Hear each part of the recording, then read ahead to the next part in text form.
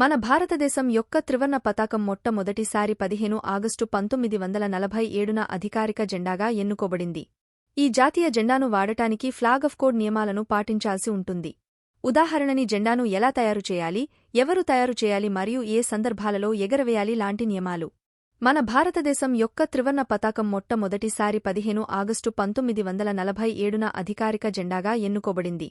ఈ జాతీయ జెండాను వాడటానికి ఫ్లాగ్ ఆఫ్ కోడ్ నియమాలను పాటించాల్సి ఉంటుంది.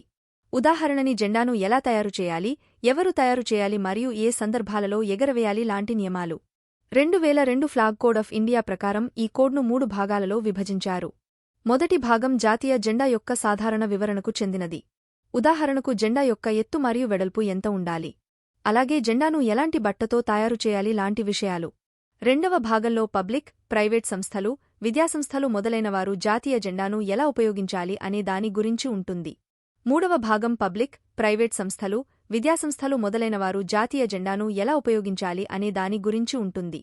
2002 ఫ్లాగ్ కోడ్ జనవరి 26, 2002 నుంచి అమలు చేయబడింది. తమ కారుపై భారతదేశ త్రివర్ణ పతాకాన్ని పెట్టే అధికారం కొంతమందికి మాత్రమే ఉంటుంది.